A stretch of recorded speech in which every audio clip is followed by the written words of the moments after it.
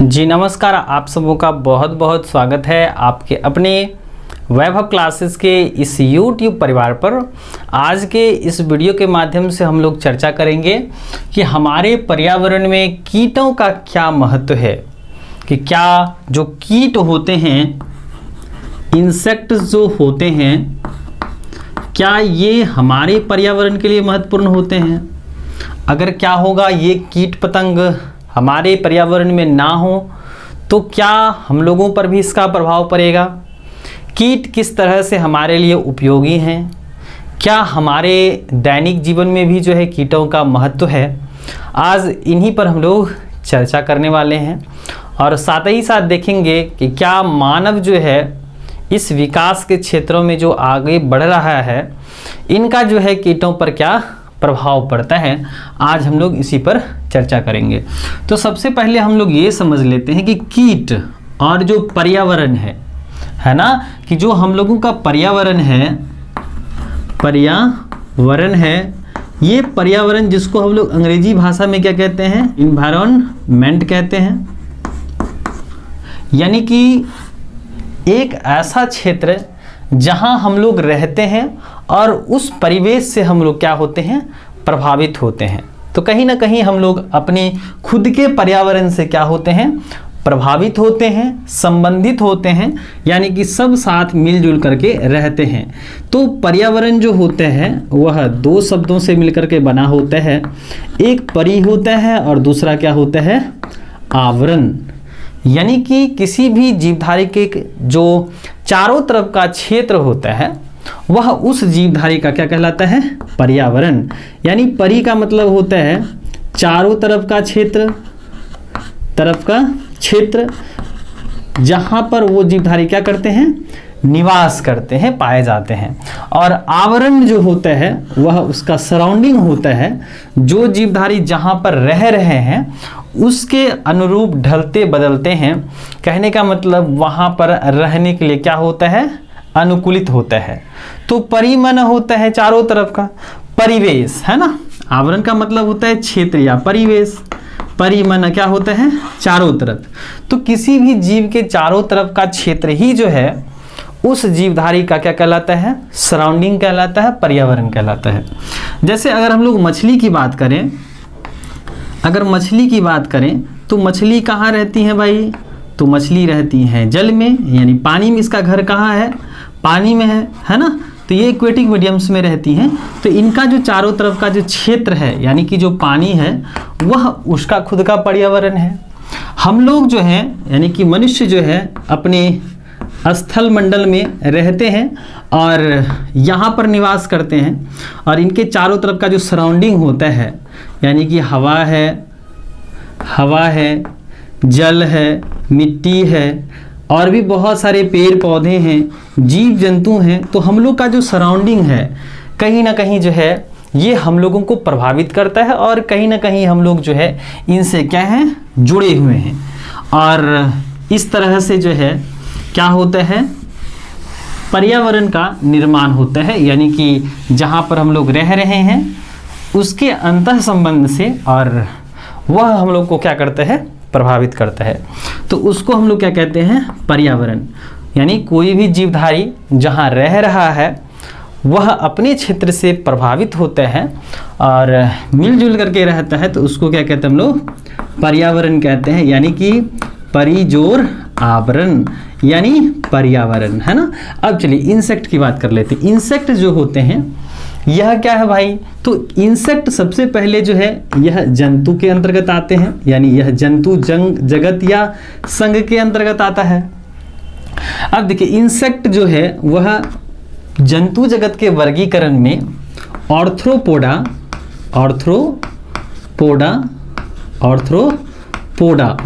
क्या है भाई, एक संघ है। क्या है, संघ। यानी कि जंतु जगत के अंतर्गत जो फाइलम आते हैं, जिसको हिंदी भाषा में संघ कहते हैं, इसके अंतर्गत जो हैं आपके ऑर्थ्रोपोडा आते हैं। ऑर्थ्रो मना होता है जुड़ा हुआ, क्या होता है, जुड़ा हुआ, यानी जॉइंटेड्स। और पोडा का क्या मतलब होता है, लेग्स, यानी पैर होते हैं। तो वैसे जीव जिनके लेग्स क्या होते हैं, जुड़े हुए रहते हैं, तो उनको ऑर्थ्रोपोडा कहते हैं। और ऑर्थ्रोपोडा के अंतर्गत वैसे जीवों को रखते हैं जिसका जुड़ा हुआ पैर है, जिसके अंतर्गत ये हमारे कीट आते हैं। समझ गए? तो ये जो कीट हैं इसके अंतर्गत जो हम लोग किसको किसको रखते हैं भाई, मधुमक्खी को रखते हैं, मधुमक्खी यानी बीज को रखते हैं, है ना, बी को रखते हैं। दूसरा आप किसको रखते हैं, आपके रेशम कीट हो गए, रेशम कीट हो गए, लाह कीट हो गया, लाह कीट हो गया, टिड्डा हो गया यानी ग्रास हॉपर हो गया। तो और भी बहुत सारे कीट पतंग हैं, तिलचट्टा हो गया, है ना।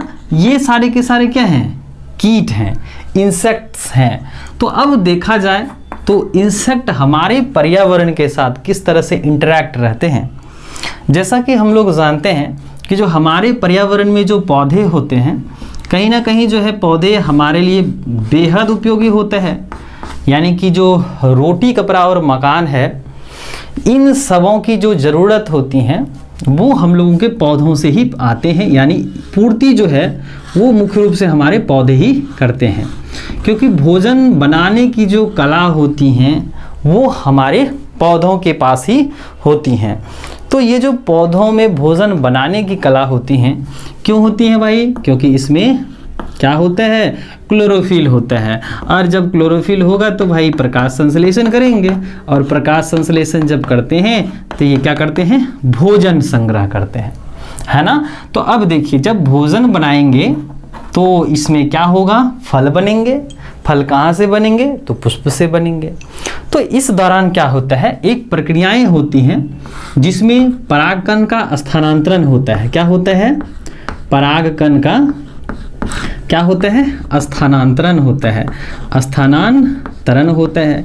यानी एक पुष्प से दूसरे पुष्प तक अगर परागकण ना पहुँचे तो फिर क्या होगा, पौधों में फल नहीं बनेंगे।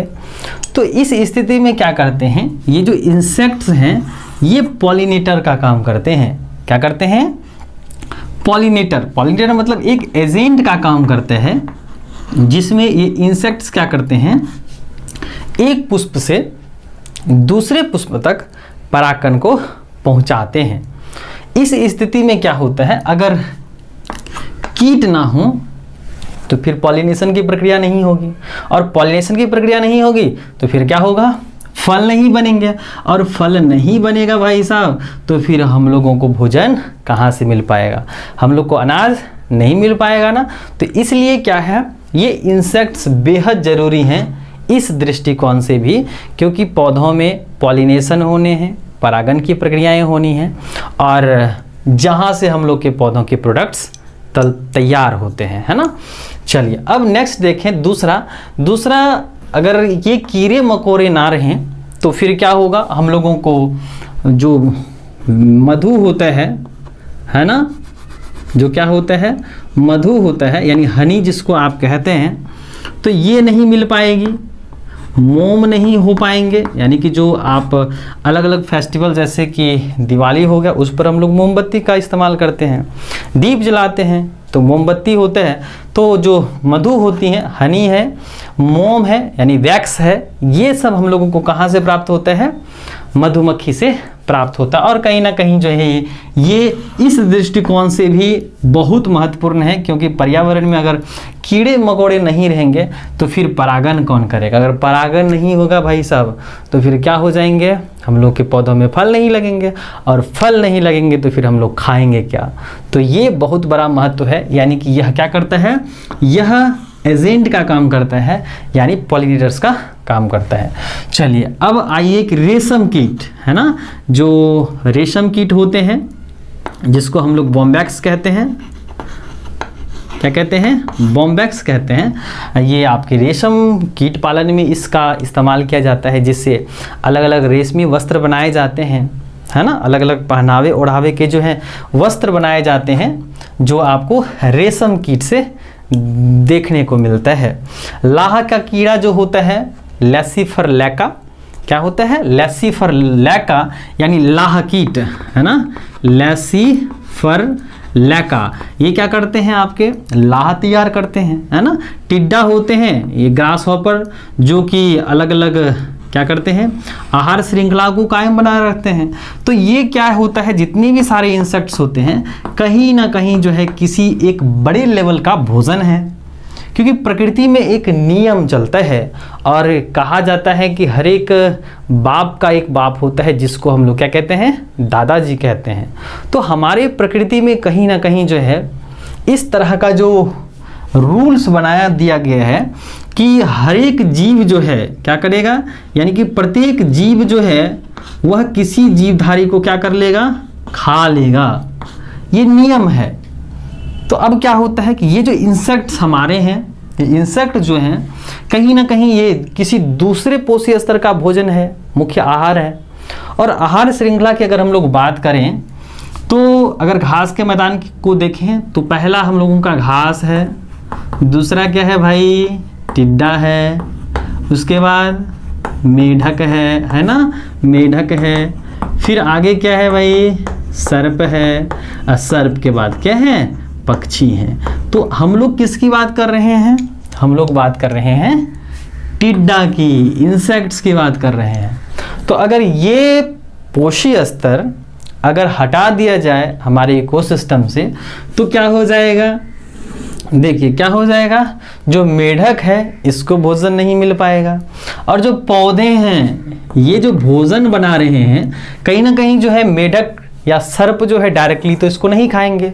तो इससे क्या होगा, आप घास को समझ सकते हैं कि जो रेलवे होता है, रेल होता है, इसका इंजन समझ सकते हैं, क्योंकि जब तक रेल का इंजन स्टार्ट नहीं होगा, नहीं चलेगा, तो मजाल है और भी सारे बहुत सारे जो डब्बे होते हैं वो आगे बढ़ जाए, क्योंकि एनर्जी वहाँ से रिलीज होती हैं।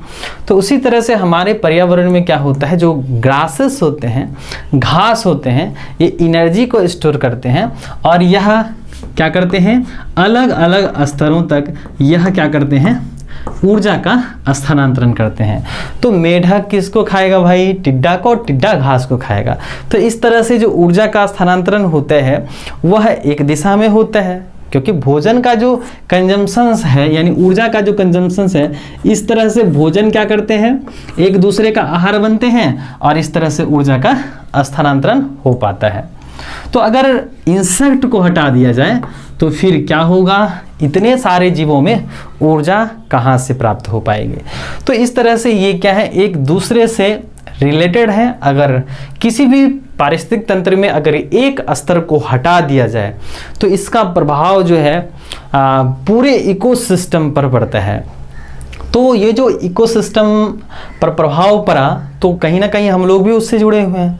तो इस तरह से सारा इकोसिस्टम क्या हो जाता है, वो रप्चर कर जाता है, कहीं ना कहीं ऊर्जा का स्थानांतरण नहीं हो पाता है, भोजन नहीं मिल पाता है, जिससे हमारा पर्यावरण क्या हो जाता है, संतुलित हो जाता है।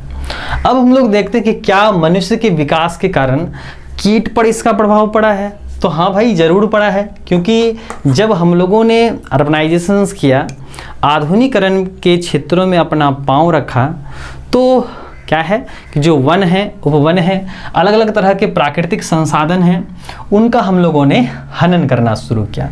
और कहीं ना कहीं उनके स्थानों पर, जैसे अगर हम लोग घास के मैदान की ही बात करें, घास का मैदान, अगर हम लोग जंगल की ही बात करें, है ना, तो जंगल हो गया भाई, वन हो गया, तो कहीं ना कहीं ये क्षेत्र अगर हैं तो उन पर अगर हम लोग क्या करेंगे, जैसे हम लोग क्या करेंगे, अगर सड़क बनाएंगे, चलने के लिए अच्छी अच्छी सड़कें बनाएंगे, वहाँ पर जो है टावर लगाएंगे, अलग अलग उद्योग जो है क्या करेंगे, इस्टेब्लिश करेंगे।